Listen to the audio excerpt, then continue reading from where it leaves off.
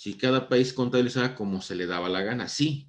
Pero recuerde que en los 90 se abrieron muchas cosas, muchos países abrieron el mundo, entre ellos México en el 90 y tantos.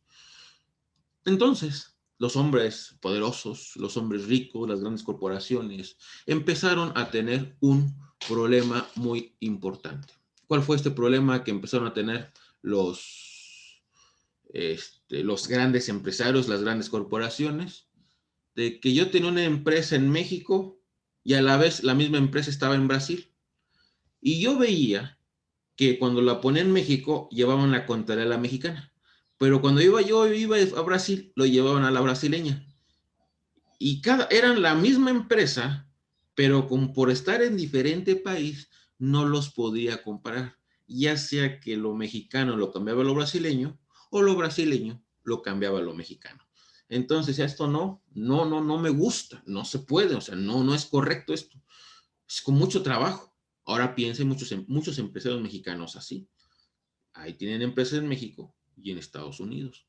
O tienen empresas en México y Sudamérica, o en México y en Europa. Entonces, las grandes corporaciones, las grandes inversionistas, los grandes accionistas del mundo, le pidieron, bueno, de manera informal, a la Organización Internacional de Comisiones de Valores, o sea, la que supervisa a todas las supervisoras de bolsas de valores, oye, me complica la vida esto bastante, porque no puedo comparar información. Oye, ¿y por qué no crees conveniente que las que cotizan en bolsa diles a todos tus reguladores en México, Comisión Nacional de Banca de Valores, que todas las empresas que son grandes, pues que sería bueno, y aquí está, recomienda una palabra, recomienda, que utilicen estas normas internacionales. ¿Por qué? Porque si es una empresa internacional, va a utilizar normas internacionales. Y esas normas internacionales se conocerán en México, en Brasil, en España, en Asia, etcétera. Y entonces, a donde me vaya yo como empresa, pues tendré que llevar la misma contabilidad como las normas internacionales. Bueno, entonces esa es una recomendación. Y pero esas normas internacionales, ¿qué? ¿De dónde estaban? Mire, estas normas internacionales se fundaron o se empezaron a elaborar desde 1973. O sea, no eran algo que estaba en el 2000. Vamos a hacerlas. No, ya tenía bastantes años. Estamos hablando de casi 30 años, 27 años. ¿Y quién las hacía? El IAC. Se formó una institución, un comité de trabajo que las hacía. Este comité de trabajo se fundó en Sydney, Australia, el 11 de septiembre de 1973. Sí, hasta allá en Australia, muchos países, entre ellos, mire, la jonjolí de todos moles siempre anda en todos lados, pues allá andábamos en Australia.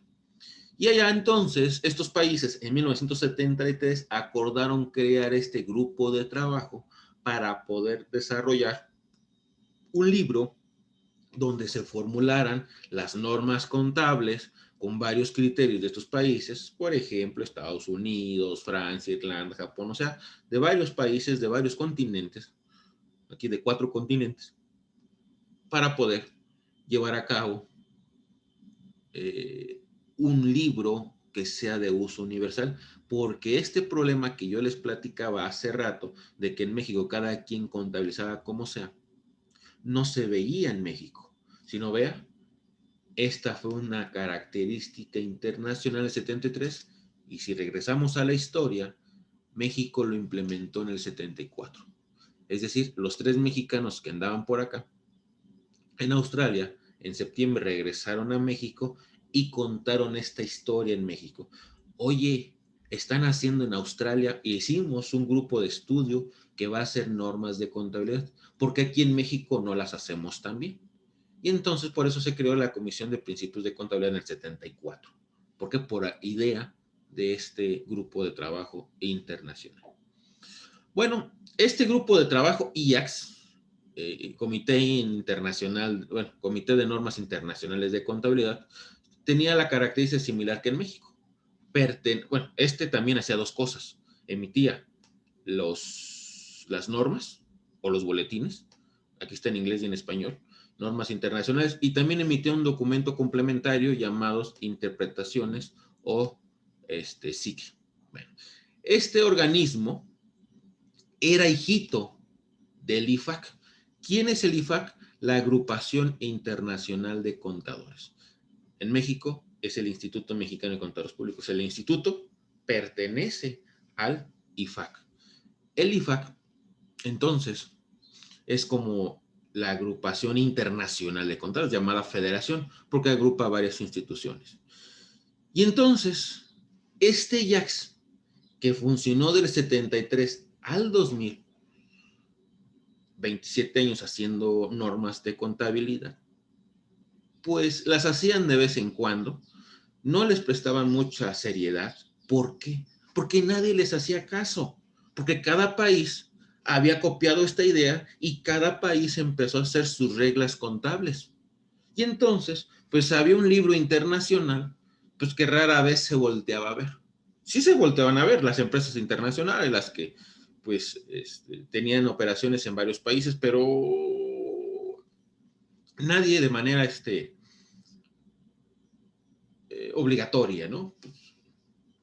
Y entonces, pues, además había otro problema. ¿Por qué no las usaban de manera obligatoria? Porque unos decían que no estaban bien hechas. ¿Por qué? Porque había contadores de todo el mundo. Sí, pero había visión de todo el mundo. Pero no las hacían constantemente. Imagínense, contadores de diferentes países en los 70s. Vamos a hacer una norma. Ahorita estamos conectados casi 200 personas en línea por la tecnología. Imagínense hace 40 años, 50 años. Vamos a reunirnos a hacer una NIF, un boletín, una regla contable. Ah, no, pues ahora mira, ¿qué les parece? Pues no nos podemos reunir cada semana, ¿no? Entonces vamos a reunirnos cada 2 meses. ¿Qué les parece si todos nos reunimos en 2 meses? Nos vamos a Francia, a París, y ahí trabajamos una semana. Ok.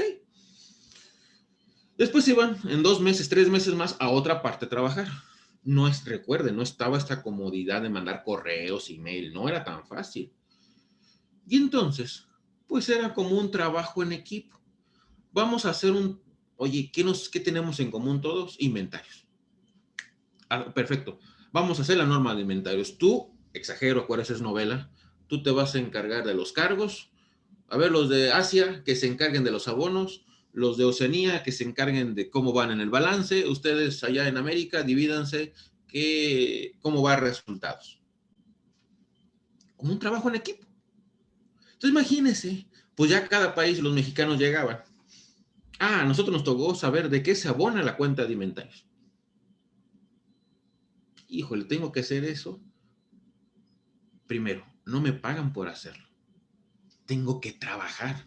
Esto es honorífico. Esto no es parte de mi actividad. Mi actividad es el despacho, la docencia, la razón que se trabajaba en otras cosas. Esto era como el plus. ¿Nos pagan? No.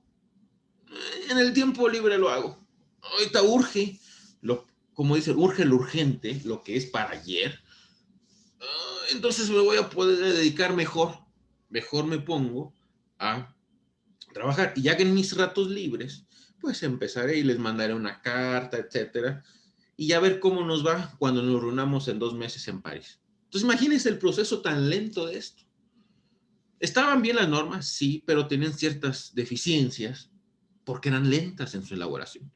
Y resuelve, por ejemplo, o sea, ya se emitía la norma en el 74, 75, después de un año intenso de trabajo, y ya en la implementación había muchas dudas. Oye, ¿no vieron esto? Es que acá. Y luego en que se recibían esas recomendaciones, pues se complicaba bastante el mundo, ¿no? Entonces, se creía que estas normas eran deficientes. ¿Por qué? Uno, porque no había gente que se dedicaba de tiempo completo a elaborarlas. Dos, tardaban mucho en responder preguntas o aclaraciones. Y entonces lo que se propuso fue que este grupo de trabajo que se formó en el 1973 se independizara. O sea, ya no sea un grupo de contadores del IFA que están en todo el mundo. Ahora que se dediquen de tiempo completo, que estén todos ubicados en un solo lugar, todo el día trabajando y que se les pague por hacerlo. Entonces ya no va a prestar a los contadores, ya no va a ser una comisión de trabajo de los contadores internacionales. Que por cierto, esta federación tiene 129 países, es una federación grande de 173 miembros Y obviamente aquí estamos aproximadamente cada vez creciendo más, 2.67 millones ya hoy 2021, para el 2022 que seremos 2.7 millones de contadores. Entonces, esta institución pues, siguió vigente, o sea, la agrupación de contadores sigue trabajando. Esta agrupación de contadores pues sigue elaborando, ella es la responsable de hacer las normas de auditoría, esa se llama su comisión de trabajo, que hace las de auditoría, su comisión de trabajo, que hace el código de ética, su comisión de trabajo, que hace las normas internacionales del sector público, o sea, la contabilidad gubernamental internacional, y las normas del sector educación, es decir, las normas que es orientar a los contadores cuando ya son egresados, es decir, su formación, su capacitación constante, es decir, normas internacionales de educación, más que educaciones de mentoría, de formación.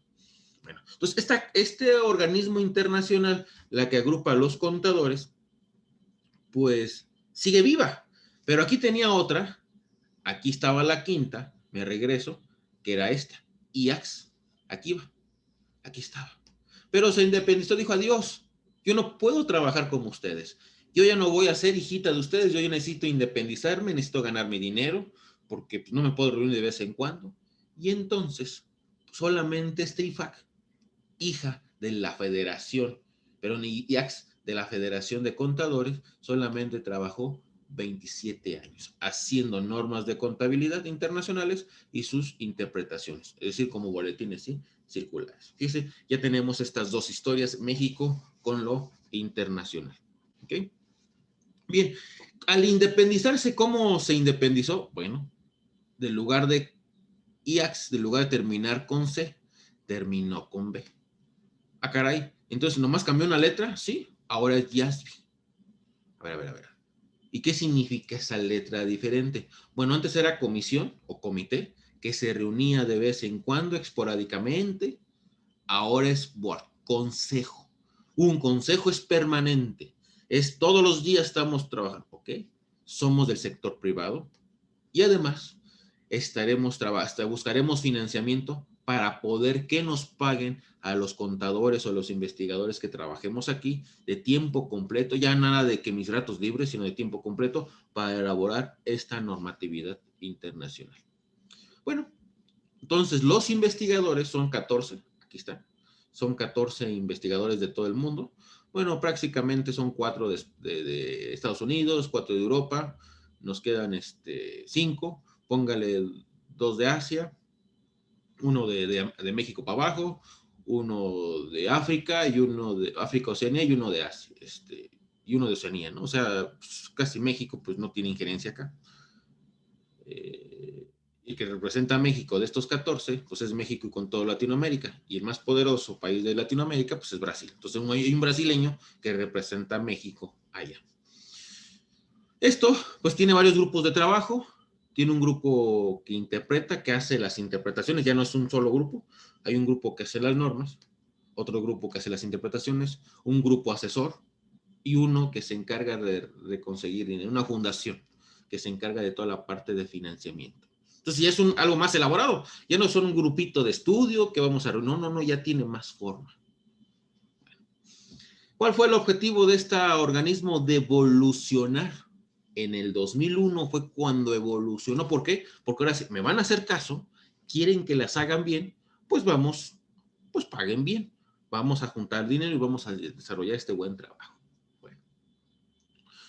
Se encargó entonces, ahora sí, estamos de tiempo completo aquí en Londres, ¿sí? En la calle en Cannon, ahí en el centro de la ciudad de Londres. Ahí se encuentra en un edificio, en una esquina, calle Cannon número 30. No me acuerdo si es la segunda o la tercera planta de ese edificio. Ahí se encuentra todo esto. Vamos a desarrollar normas de alta calidad, comprensibles y de obligado cumplimiento. Es decir, muy buenas normas. Pero espérame, estas normas, ¿cómo les vamos a llamar? Mira, para distinguirnos de que somos un parteaguas, ahora es 2021 y estamos bien hechas, y que ahora las estamos haciendo, les vamos a cambiar el nombre. Ya no le vamos a llamar normas internacionales de contabilidad, porque ya no pertenecemos a los contadores. Ok. Ahora entonces, como ya somos más independientes y no somos pertenecientes a ninguna agrupación de contadores, vamos a llamarles a estas normas, ¿qué es lo que normamos? La información financiera.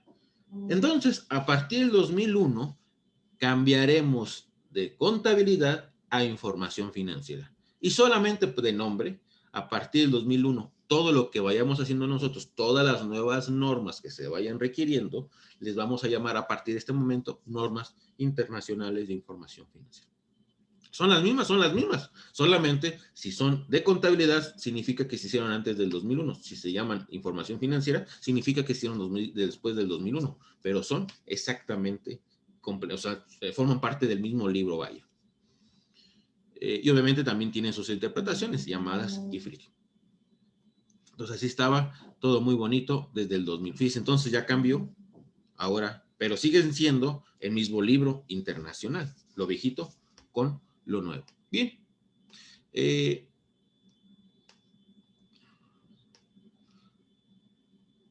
Esta sugerencia, sí, esta sugerencia del 2001, al ver que el comité, consejo ahora de normas de contabilidad, perdón, contabilidad no, ahora ya somos de información financiera, pues estaban haciendo muy bien su trabajo. Y entonces eso fue muy bien visto en el mundo. Y esto, al ser visto muy bien en el mundo, ocasionó que la Comisión Europea, ¿quién es la Comisión Europea? La máxima ordenamiento, la máxima autoridad de Europa, de la Unión Europea. Entonces, allá en Europa, como tienen la idea de que todo igual, pues también vamos a hablar el mismo lenguaje igual. No tenemos normas europeas, pero sí tenemos normas internacionales que están en Europa, en Inglaterra. Y entonces esta autoridad europea dijo, oye, ¿por qué no vamos a hacer...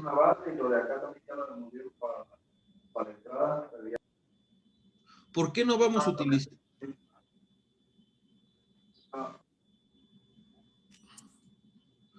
¿Por qué no vamos a entonces a utilizar las normas internacionales para que toda Europa, principalmente las empresas grandes, por ejemplo, BMW, L'Oréal París, Ferrari, Nestlé, o sea, las empresas europeas grandes, les damos desde el 2002 hasta el 2005, 3 años para que cambien su contabilidad y que, por ejemplo, Ferrari ya no lo haga la italiana, ahora lo haga con norma internacional. La de Nestlé ya no lo haga con norma suiza, sino lo haga con norma internacional. La norma,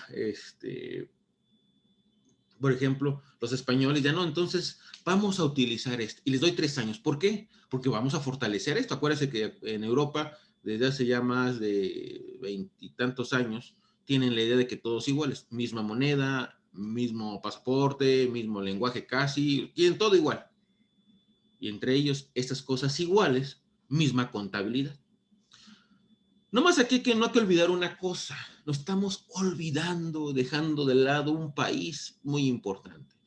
El país inclusive, como muchos dicen, el país más importante y poderoso del mundo.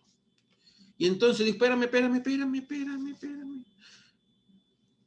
El FASB, que es el organismo que hace las normas de contabilidad de Estados Unidos, dijo, espérenme, aguántenme. Están haciendo normas internacionales y no me están tomando en cuenta.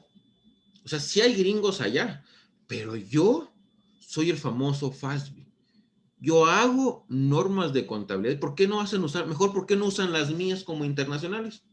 ¿Tú quién eres? Mira, yo me fundé desde el 73. Yo me fundé en 1973. Y yo, esta idea de organismo privado, yo la hice desde el 73. Yo jamás me alineé con el sector, con los contadores. Yo fui desde mi origen independiente. Y además, están tan bien hechas que ya tenemos, digo, ya casi vamos a cumplir 30 años, que nosotros trabajando de esta manera, ustedes apenas están trabajando en el 2000, a nosotros nos reconoce la SEC, El gobierno de Estados Unidos nos avala a través de su Comisión de Valores. Es más, hasta los contadores certificados de Estados Unidos nos avalan. O sea, ¿por qué mejor no usan estas? De lugar de actualizar las internacionales, mejor a las de Estados Unidos, llámenle internacionales. No, que entonces empezaron a negociar.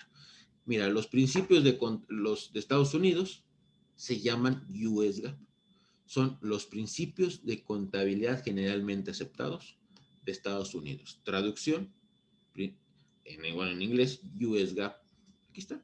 Entonces, la palabra GAAP se refiere a principios de contabilidad. Si le empezamos a poner a nombres medios elegantes, en México, los principios que teníamos eran los Mexican GAAP, los Mex GAAP. Y cada país tenía sus Brazilian GAAP, Europe GAAP, French GAAP, etcétera. O sea, cada quien tenía su GAAP, ¿no? Pero bueno, entonces Estados Unidos entró al quite. Dijo, no nos peleemos, vamos a ser amigos. Y ves, están agarrando la mano el grupo internacional con Estados Unidos, vamos a ser amigos. Y firmaron en Estados Unidos, en Norwalk, un acuerdo para el 18 de septiembre de 2022 de que somos amigos. ¿Okay? ¿Y cómo que somos amigos? Mira, vamos a desarrollar entre los dos las normas internacionales. Pero tú le vas a llamar norma internacional y yo voy a llamar norma de Estados Unidos. O sea, es la misma. La hacemos en conjunto, pero tú la pones en tu libro y yo la pongo en mi libro. O sea, son documentos diferentes, pero hechos iguales. ¿Okay? ¿Con qué fin? Recuerda que yo soy el país más importante y aquí tenemos que tener nuestra propia identidad. Entonces nosotros vamos a tener nuestras reglas, principios de Estados Unidos a la gringa, pero será igualita a la otra. Pues, de eso a nada, pues va. Y entonces, pues empezaron a trabajar en conjunto. Y así ya lo han estado trabajando. Esto es 2002. Ya lo empezaron a trabajar, pero ya más intensamente 2012. Del 2012 hacia la fecha, casi 10 años, trabajando ya más constante en cuanto, pues por el internet. Porque ahora sí hay reuniones, por lo menos cada mes hay reuniones. Ahora todas son virtuales, antes eran presenciales. Virtual, presencial, ahora con esto del internet, pues facilitó muchísimo estas reuniones. Bien, y entonces, como en el mundo ya se veía venir esto, ¿qué fue lo que pasó?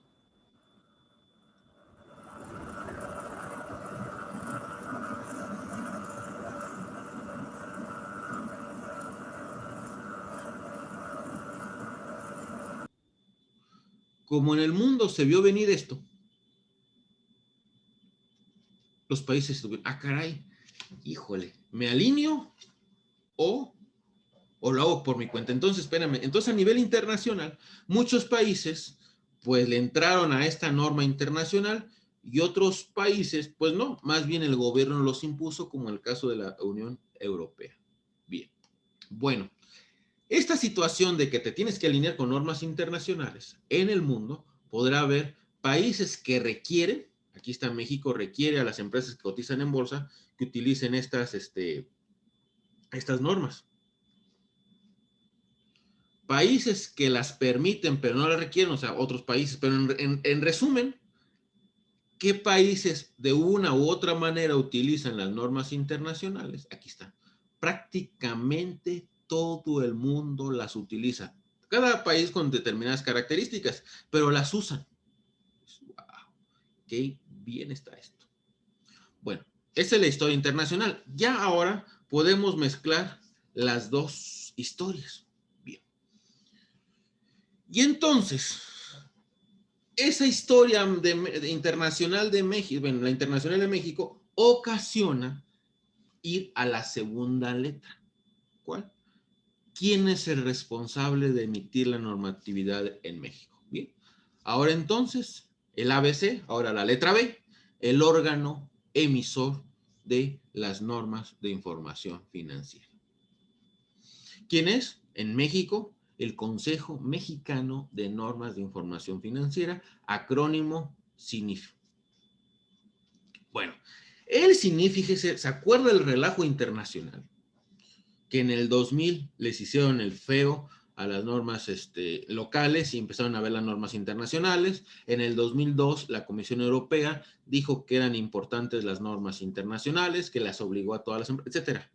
En México, nosotros fuimos valientes. El sector privado dijo, espérenme, si esto está pasando en el mundo, de que ya los países de Europa y Estados Unidos se están poniendo de acuerdo para hacer un juego único de normas contables, nosotros en México tenemos que hacer lo mismo en el 2002. Y en el 2002, de manera legal, se crea este Consejo Mexicano de Normas de Información Financiera. El CINIF se crea, pero viendo este contexto, deja ver, ya lo creé legalmente, ¿cómo lo voy a operacionalizar? Necesito primero un organismo independiente de los contadores. Ya lo creé, ya apunté, empecé a ver quién iban a ser los asociados, bla, bla, bla. Ya están listos. Pero ahora, ¿cómo van a hacer ellos las normas? Si el que las hace, las normas son los contadores a través de la Comisión de Principios de Contabilidad. Y sí, y efectivamente, la Comisión de Principios de Contabilidad por 30 años los elaboraba. Pero entonces, viendo esta tendencia internacional y que además a nivel internacional las personas que lo hacían se independizaron, pues en México sí es igual. Pero este fue un proceso de 2 años de tratar de armonizar cómo ahora el CINIF iba a trabajar. Por eso, hasta el 31 de mayo del 2004, el CINIF pudo recibir, esto fue en la Ciudad de México, en un auditorio del Colegio de Contadores Públicos de México, se transfiere, se firma, ¿sabes qué? Yo, Comisión de Principios de Contabilidad, yo ya no quiero, ya no voy a ser responsable normativo, ahora es el CINIF. Entonces, fíjese, se fundó en el 2000 por el contexto internacional. ¿Cómo se iba a hacer en México? Tardó 2 años en la operacionalización. Y entonces, a partir del 1 de junio del 2004, el CINIF es el responsable de elaborar las normas de información financiera. Entonces, desde el 2004, el CINIF hace las NIF, lo mismo que a nivel internacional. Del 74 al 2004 se llamaban boletines. Se lo hacía una comisión que pertenecía a otra institución. Igual acá, un comité que pertenecía a otra institución. Vean, es casi igual la historia. Y en México, casi igual la historia. Entonces, entonces,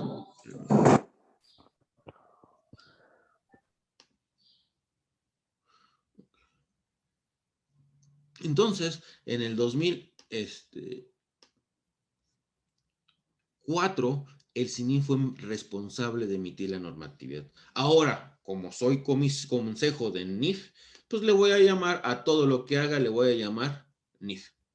Y entonces en el 2004 en el 2004 había puros boletines. Hasta el 2006, que fue la primera edición, se le llamó NIF.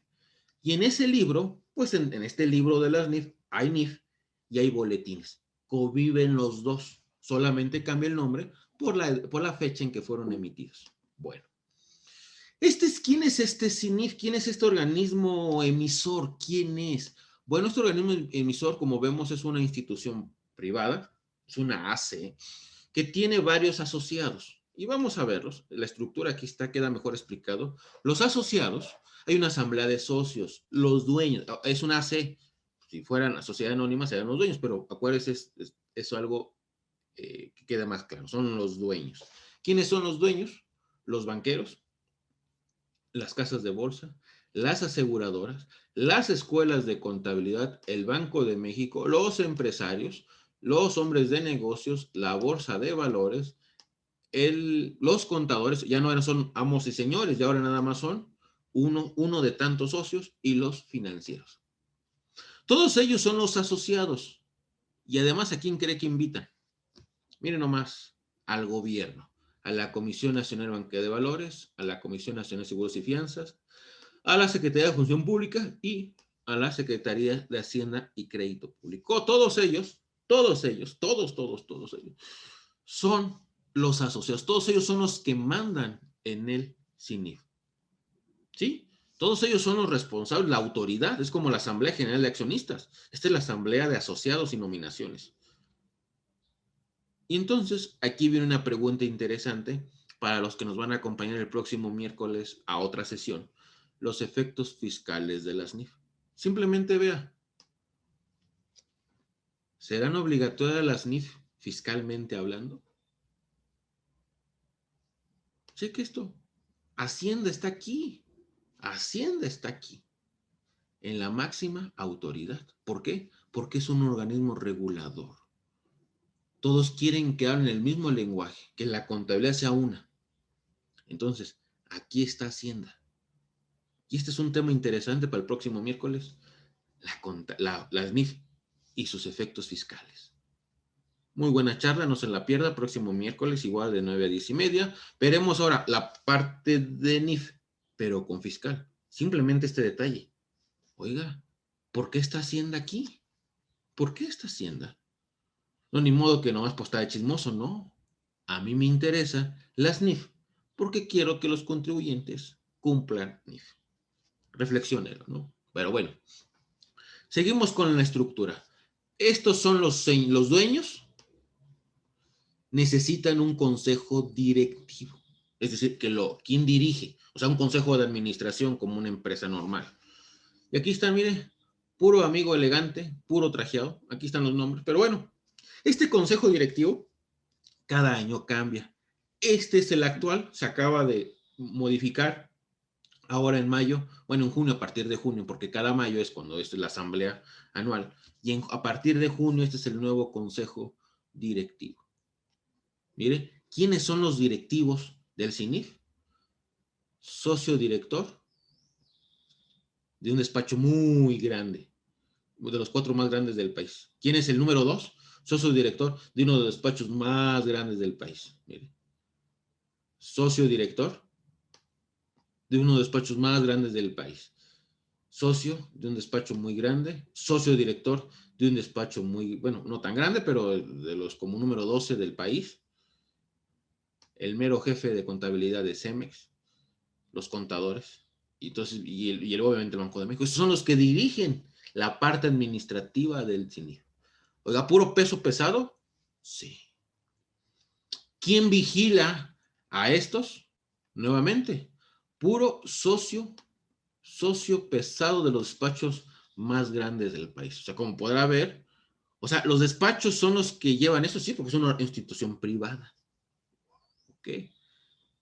¿Quién se encarga de pagar la nómina, por decir una manera? ¿Quién se encarga de la parte administrativa, operativa? Bueno, aquí está el director administrativo, Carlos Rodríguez de la Torre.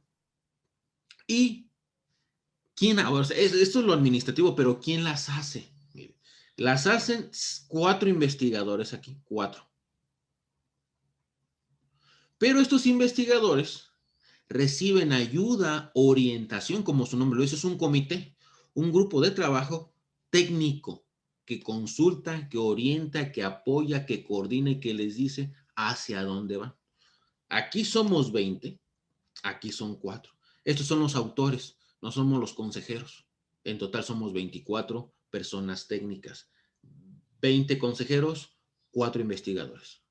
Aquí está. Mira nomás, el ponente que tiene el día de hoy, aquí está. Mira, ya está atrás. Es uno de los 20 consejeros que apoyamos, que orientamos hacia dónde va esto. Mire, aquí está, su servidor. Pertenezco al Comité Técnico Consultivo. Coordinamos, orientamos, que por cierto, nos reunimos constantemente, bastante, y ahora más por la pandemia, pues más, como que antes eran presenciales, ¿no? Una vez al mes, de vez en cuando una virtual. Pero ahora que eso es todo virtual, no, hombre, les encanta virtual. Ahora es 1 o 2 veces a la semana tener estas sesiones. Por ejemplo, ahorita a las 11 tenemos una reunión de 11 a 12 más o menos. ¿Y qué vamos a ver en esta reunión? Les adelanto. Vamos a ver, vamos a aprobar el proyecto para las reformas 2022. Ya están las reformas 2022. Hoy las vamos a revisar, las aprobamos y salen el miércoles o jueves el jueves. Yo creo que entre miércoles y jueves salen. Vamos a emitir otro documento, hoy lo aprobamos, sobre lo de los efectos contables de la reforma laboral, del PTU y la subcontratación. Hoy va a salir la segunda parte en el reporte técnico 54, ya está un reporte técnico 53, entonces está intenso el asunto, ¿no? Entonces, y aquí está, mire, somos 20 y tantos, ya, bueno, ya asumimos, ya somos 23, creo 23, 24, aquí estamos todos, mire, el mero jefe de Coppel, financieramente, ahí está el mero. ¿De dónde más tenemos? El contralor de Banamex, de la Comisión Nacional de Banca de Valores, Comisión Nacional de Banca de Valores, un grupo multidisciplinario, del Banco de México tenemos, de la Comisión Nacional de Banca de Valores, de despachos, docentes de la UNAM, los meros socios buenos técnicos de los despachos. Bueno, y por supuesto, los autores intelectuales, los que elaboran, los que atalachan, los que redactan tarde, mañana y noche, los que se les paga. A estos no se pagan porque somos consejeros, representamos a otras instituciones para que hagan el trabajo los 4 investigadores. Eran 5, él ya se jubiló, él trabajó 40 años en una firma muy grande, color naranja. Fíjese, trabajó 40 años en la firma. Póngale que empezó a trabajar a los 20. 20 más 40, llegó a los 60. A los 60 empezó a trabajar en el CINIF. Imagínese, ¿cuánto duró? 16 años trabajando en el CINIF. O sea, imagínese, 40 años, ya se jubiló después de 16 años ya. Entonces ya nomás quedan 4 investigadores. Están los 4, la mayoría ya, no puedo decir cansados porque son muy activos, pero ya todos con bastante experiencia, ¿no?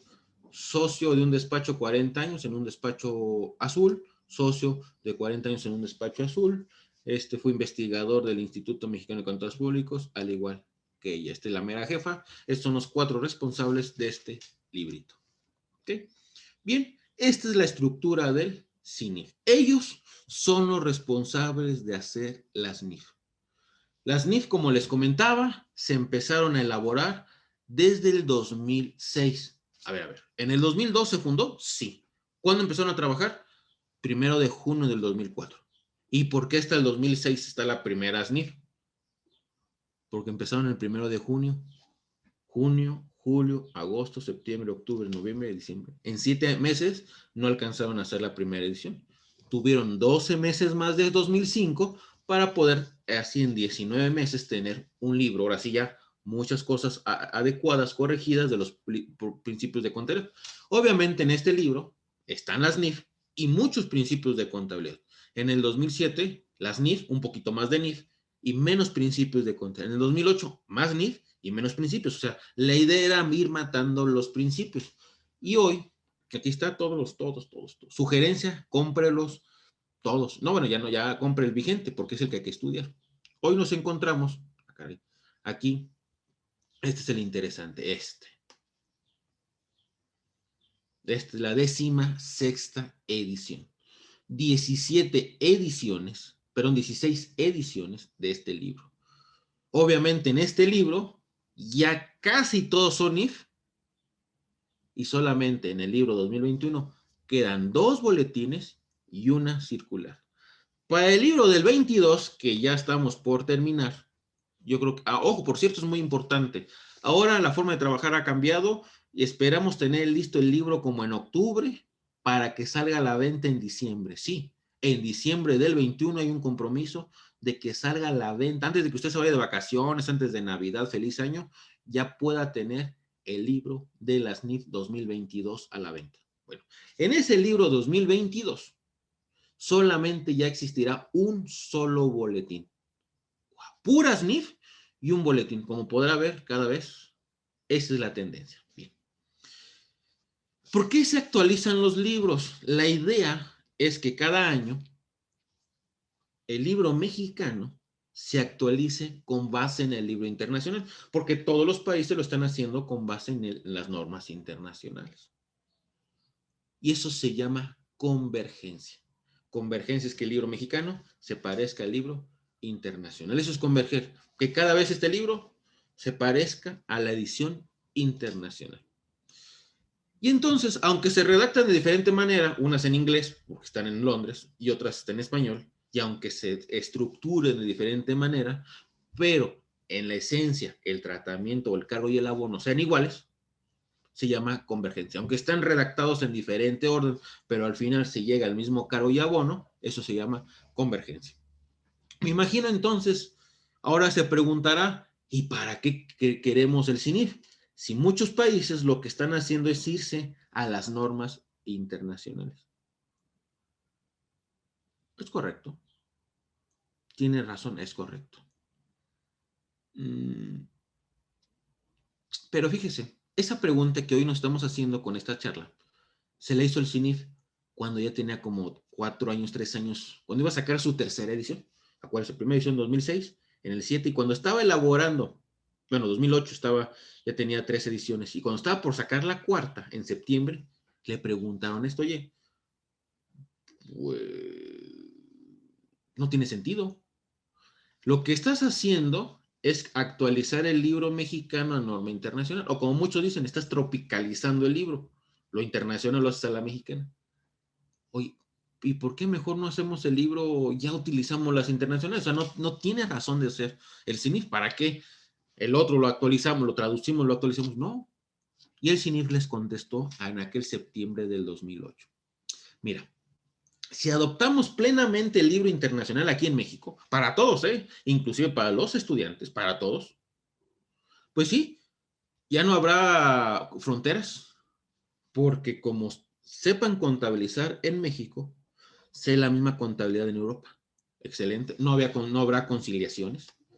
La emisión de la información financiera será bajo costo. Pero ¿por qué mejor? Eso no sirve. Porque no se adaptan a aquellas normas internacionales plenamente en el contexto mexicano. ¿Por qué? A ver, en norma internacional no me habla de la PTU. ¿Por qué la PTU? Porque la PTU es un invento mexicano. Un invento. Pues si es una prestación, perfecto, es una prestación, entonces a nivel internacional es una prestación. Pero no, porque se calcula con base en los impuestos, o bueno, en el impuesto sobre la renta. Caray. Entonces es un impuesto. Y la norma internacional dice, espérame. A ver, ¿es impuesto o qué es? No es prestación. Es una prestación que se calcula con base en un impuesto. No, eso no existe. No, que aquí en México sí, pero no, en la norma internacional no hay eso. En todos los países es prestación, no es impuesto. No es una prestación que es como un impuesto. No, eso no, pues no. O sea, no se puede adaptar. Entonces, no. Dos, hay diferencias de criterio. Allá todo, a nivel internacional, la mayoría de las cosas lo quieren evaluar a valor de mercado. En México no. Somos un criterio más conservador. Hay NIFs que no vienen incluidas. Por ejemplo, eso de los donativos. A nivel internacional no se maneja el concepto de donativo. En México sí puede haber un concepto de donativo. Además, México no tiene ni voz ni voto allá. El que representa a México es un brasileño. Además, como aquí le dice, todos quieren evaluarlo a valor de razonable. O sea, no. Y entonces dijo, mira, es conveniente que el CINIF siga viviendo y que todo México aplique esas normas. Las vamos adaptando, por cierto, cada vez, ¿dónde está? Cada vez nos parecemos más. Cada año emiten, bueno, cada 2 años o 3, emiten un libro de cómo vamos de las diferencias. Al 2018 llevábamos como 55 diferencias. Hoy, para el 2021, ya tenemos como unas menos de 50, 40 y tantas diferencias. ¿Por qué? Porque el libro se va actualizando. Van a sacar otro libro de este, el CINIF, es donde avanza esto. Aquí puede ver, es 2018. Va a haber una edición en el 2022 donde el CINIF diga cómo vamos en cuanto a la convergencia. Y entonces digo, bueno, las normas mexicanas están igualitas, nada más hay unos detallitos que son 50, pongan en resumen 50, pero con el tiempo las vamos limando. Pero esto de adoptar irrestrictamente normas internacionales, los únicos que pueden y que considero que deben de hacer serían las que cotizan en bolsa. ¿Por qué? Además, muchos países sí le han hecho las que cotizan en bolsa, no todo el país. Y entonces, esto el gobierno dijo, me estás diciendo en septiembre del 2008 que las que cotizan en bolsa sí pueden utilizar norma internacional. Bueno, nosotros en el 2000, en el noviembre, 2 meses después, muy buena recomendación, el gobierno, a través de la Comisión Nacional Bancaria de Valores, dijo, perfecto, vamos a modificar la ley para que las que coticen en bolsa cambien a norma internacional. Y es por eso que el 27 de enero del 2009 se les obligó obligación, aquí está, obligación, que a todas las empresas que cotizan en bolsa a partir del 1 de enero del 2012, igual como a nivel Europa, 3 años para cambiar su contabilidad de norma local a norma internacional. En aquel año había 136 países, perdón, 136 empresas que cotizan en bolsa, que tenían que hacer esto. Las primeras, las que tenían mejor orden, fueron estas, 2010. Fueron 4 empresas, según la Comisión Nacional de Valores, que lo pudieron hacer luego. American Móvil, o sea, Telcel, Farmacia Benavides, Mexichem, Una Química y Telmex. Ellos en el 2010 ya tenían todo en norma internacional. Faltaban en el 2011 las otras 13 y para el 2012 prácticamente estaríamos hablando de unas 110 empresas ya fueron las que lo pudieron cambiar. ¿Por qué? Porque era la fecha límite y las que no lo hicieron 1 o 2, pues las dieron de baja de la bolsa de valores. Bien, entonces, esta parte concluyendo en el 2021, todos tienen que utilizar las empresas que no cotizan en bolsa, sean lucrativas o no lucrativas, las NIF. Los bancos y las aseguradoras, las NIF, más los criterios que emitan cada una de sus comisiones. Por cierto, a partir del 2022, estos criterios se van a eliminar para que los bancos y las aseguradoras utilicen 100% NIF. Y ahora, al utilizar 100% NIF, ¿qué cree? Ahora los bancos, ahora sí, le van a exigir más a sus clientes que cumplan con las NIF. ¿Por qué? Porque ellos ya se los van a exigir 100%. Y las únicas que utilizan normas internacionales serían las que cotizan en bolsa de valores. Bien, entonces el CINIF seguirá trabajando, sigue trabajando en actualizar las normas, eliminar boletines, eliminar circulares y cada vez tener nuevas normatividades, como en el caso de hoy en día de las criptomonedas. Ya tenemos una NIF que contabiliza las criptomonedas. Eso es lo que hace ahora y va a seguir trabajando para, aunque ya acabe la conversión, acabe la convergencia, va a seguir trabajando en resolver nuevas inquietudes, ejemplo, las criptomonedas.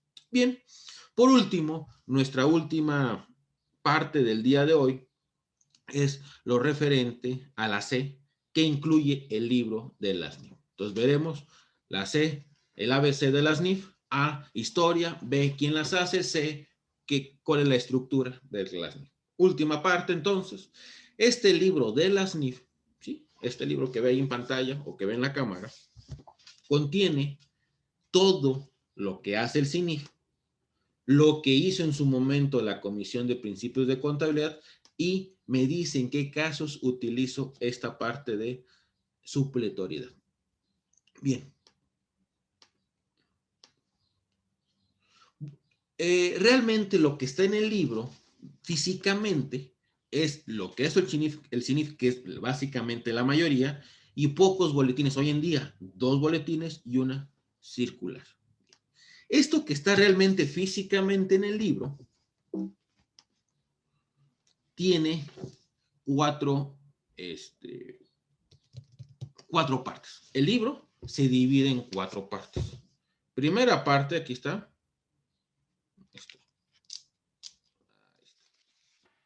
Esta. Esa primera parte se le llama marco conceptual. Está denotada por la letra A. La segunda parte se llama normas particulares, que esa sí está un poquito más gruesecita. Aquí está todo esto.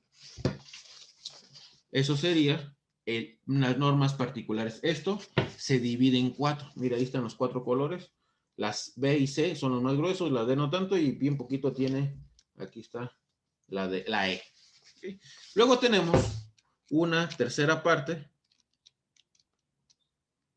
así, más o menos. Sí, un poquito más, pero aquí.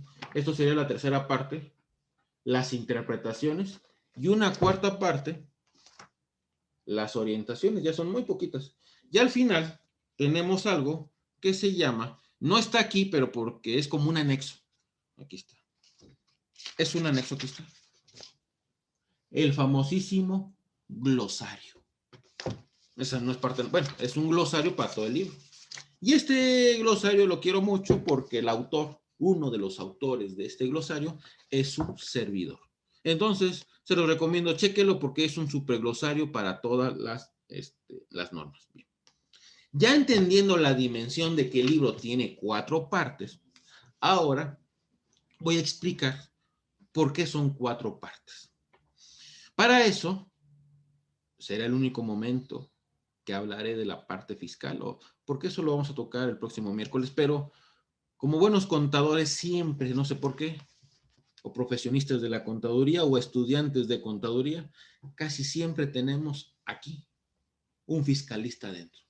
Y entonces el fiscalista es el que nos guía o siempre queremos hacerlo todo conforme a lo fiscal.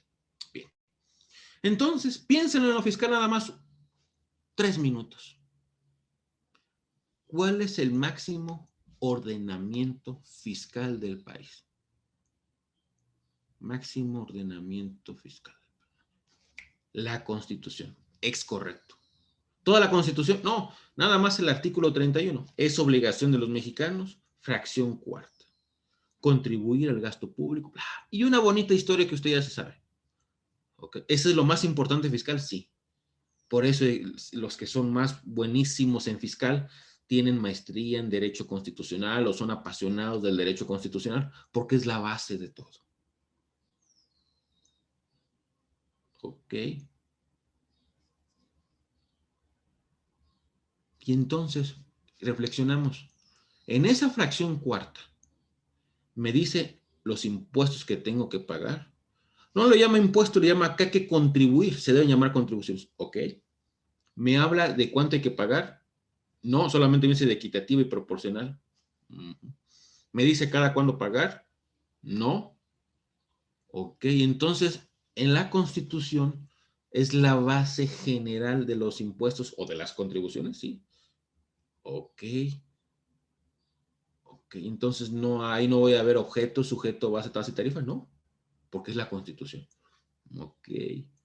Para poder entonces cumplir con el gasto público de manera equitativa y proporcional, bla, bla, bla, bla, ¿qué se necesita? Se necesitan emitir leyes reglamentarias. Leyes que reglamenten para cumplir con esa obligación. ¿Ok? Y esas, llamaremos esas leyes reglamentarias, pues se llaman leyes específicas. Sí, cierto. Por eso tenemos que hay leyes que graban el ingreso. Hoy en día, ese grupo nada más tenemos el ISR. Leyes que graban el consumo y tenemos un grupo IVA, IEPS y SAN. Leyes que graban la propiedad, tenencia, predial, etc. Ok. Y en estas leyes, por grupos, están agrupadas por grupos, por sus características, directos, indirectos, lo que quiera ver fiscalmente, pero en esas leyes ya está objeto, sujeto, base y tasa de tarifa. Entonces ahí sí ya me dice cómo lo voy a operacionalizar lo que estaba en la Constitución. Llevamos dos partes normativas. Tercera, los reglamentos. Cuando algo no queda claro en la ley, si en la ley se emiten reglamentos. Y en un cuarto y último nivel tenemos la miscelánea. ¿Qué es la miscelánea? La miscelánea son guías, son facilidades administrativas para poder cumplir con estas normas. En concreto, estamos hablando de 4 niveles. Constitución, la madre de todas las normas. 2, leyes que operacionalizan la Constitución. 3, los reglamentos que aclaran o precisan los conceptos de la ley. Y 4, las misceláneas, que es una guía que orienta, que facilita. Eso mismo 4, véalo aquí en la pantalla. La Constitución es el marco conceptual. Ok, entonces la Constitución contable es el marco conceptual, sí, y está denotado por la letra A. Y son 8 normas. Estas 8 normas que usted ve aquí es la Constitución, es como la fracción cuarta del artículo 31. Aquí, 8 normas. Aquí no va a encontrar cargos y abonos, aquí no va a encontrar no, va a encontrar conceptos, como dice, marco conceptual, va a encontrar los conceptos bases. Y por lo tanto, ninguna norma, ningún tratamiento contable debe ir en contra de lo que establece el marco conceptual. El marco conceptual ahí me dice que son 4 estados financieros básicos. No puedes hacer más ni menos. Por lo tanto, solamente debe haber normas para elaborar los 4 estados financieros básicos. Aquí me habla de activos, me dice que es un activo. Y después, ¿de qué se cargue que sea un activo? Bueno, para eso están las normas particulares. Bien, segundo nivel, tenemos las normas particulares, que serían como las leyes. ¿Ok? Como las leyes, sí, como las leyes. Están agrupadas, aquí en este caso, las NIF, en 4 series. Consumo, como en lo fiscal, consumo, ingreso, etc. En lo contable son series. Cada serie tiene una razón de ser. Voy a explicar cada una de las series. La serie B, ese es el nombre elegante y formal. Normas aplicables a los estados financieros en su conjunto. Traducción aquí para los cuates, acuérdense, estamos en el ABC, entonces tenemos que explicar lo más sencillo de la serie B. Traducción para ustedes que están aquí conectados, casi 200 participantes, hoy 12 de julio del 2021, transmitiendo en vivo. ¿Cómo se hace un balance? Es una duda de un estado financiero. La serie B es toda la traducción de estados financieros. Todas las dudas que tengas de estados financieros es serie B. Traducción, serie B, estados financieros. ¿Okay? ¿Cómo se hace un balance? Es estado financiero B6. ¿Ok? ¿Cómo hago un estado de resultados? B3. Oye, ¿cómo reconozco la inflación en los estados financieros? Antes se llamaba reexpresión, bueno, B10. ¿Cómo reconozco el tipo de cambio en los estados financieros? B15. ¿Cómo corrijo un estado financiero? B1. Como podrá ver, la serie B son preguntas, son normas que responden a preguntas sobre estados financieros. En general, ¿eh? Oye, ¿cómo se llama? ¿Revalúo o le doy valor de mercado a los estados financieros? B17. Ok. ¿Puedo elaborar estados financieros a menos de un año? Sí, porque las NIF son anuales. ¿Los puedo hacer mensuales? Sí. ¿Quincenales? ¿Semanales? Sí. B9. Cuando estados financieros a menos de un año. Oh, qué interesante, ¿no? Entonces, la serie B son las normas que responden preguntas de los estados financieros en general en su conjunto. En cambio, la letra C, fíjese, dice, normas aplicables a conceptos específicos de los estados financieros. ¿Qué nombrezote? Traducción, y ahora que vino aquí a este curso, a este evento, traducción. Las cuentas del balance. Las cuentas del balance. Oiga, ¿de qué se carga y abona inventarios? C4. ¿De qué se carga y se abona activo fijo? C6. ¿De qué se carga y se abona pasivo? C19. El capital contable, C11. Oiga, las criptomonedas, nuevo, esto es lo más nuevecito, criptomonedas. Ok, caja y bancos, C1. Ok, si la serie C es del balance, la serie D, muy sencillo, pues la del estado de resultados. ¿Cómo se contabilizan los ingresos o las ventas? D1. ¿Cómo se contabilizan los gastos por sueldos? D3. Ok. ¿Cómo se contabiliza el gasto por renta? D5. ¿Cómo se contabiliza el gasto de ISR? D4. Todo lo de IS, todo lo referente a resultados o al estado de resultados de las cuentas, D. ¿Y qué tenemos entonces en la serie E? Ah, mire, la serie E así se llama, la voy a leer. Normas aplicables a actividades especializadas en distintos sectores. ¿Qué nombre sote? Traducción aquí, hombre, entre cuates. Las cosas raras de las contables. Solamente tenemos dos. Los agapes, la E1, y las donatarias E2. ¿Por qué? Los agapes tienen un detalle raro. ¿Qué? Que tienen animales y plantas. Entonces, en la E1 está la contabilización de animales y plantas que estén en una empresa.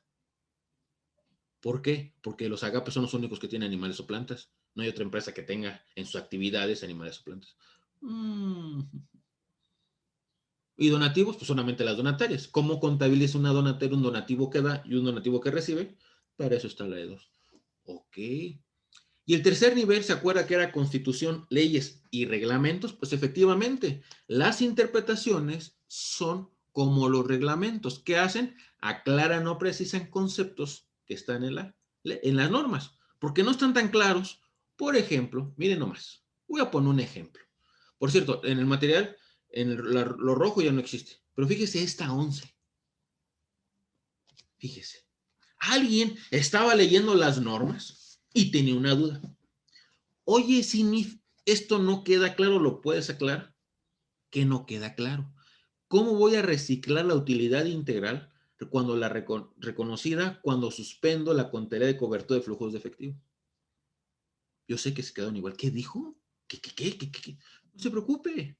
¿Qué pasa si ahorita agarramos un reglamento, el reglamento del impuesto sobre la renta, y me empiezo a leer el artículo, no sé, 33? No le entiendo, porque tengo que ver la ley. Ah, sí, cierto. Los reglamentos no se entienden si no se ha leído la ley previa. Lo mismo con las interpretaciones. Una interpretación no queda clara si no leo la norma. No puedo leer la norma, primero tengo que leer la norma y después la interpretación. Si no, no tiene sentido, porque así son todas, ¿no?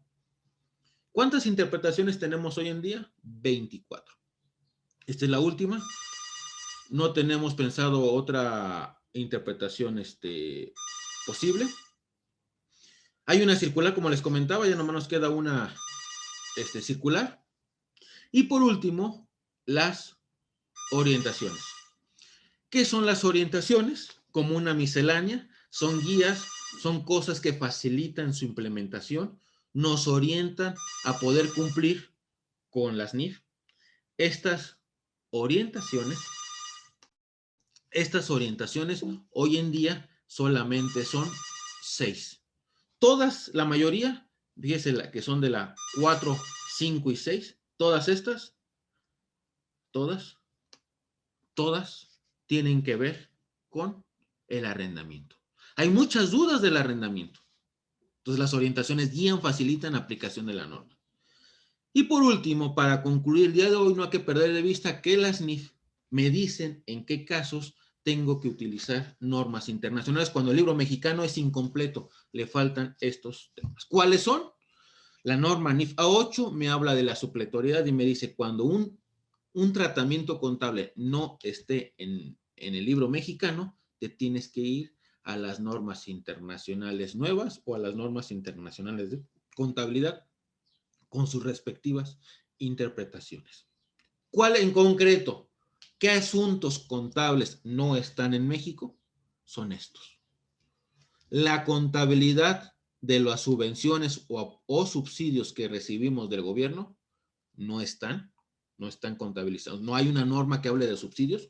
Tengo que irme a la norma internacional. Segundo tema, ¿cómo contabilizan las AFORES los planes de pensiones que administran? Tampoco hay una norma que de contabilidad de planes de pensiones, no. Tengo que irme a la norma internacional. Tampoco hay una norma que contabilice el tema de los seguros. ¿Cómo contabiliza un seguro? No hay norma mexicana. Me tengo que ir a la norma internacional. Y tampoco hay un tema de cómo contabilizar los gastos por exploración de una minera o de un extractivo, o sea, de Pemex, cada vez que hace un agujero o un pozo petrolero, ¿cómo contabilizan eso? No está en norma internacional, eso está en norma y mexicana no está, entonces internacional. Estos serían los 4 temas que no están en el libro mexicano y que hay que voltear a la norma internacional. Estas también forman parte de las NIF porque la 8 me dice, me manda para allá. Y bien, eso sería lo referente a la plática del día de hoy.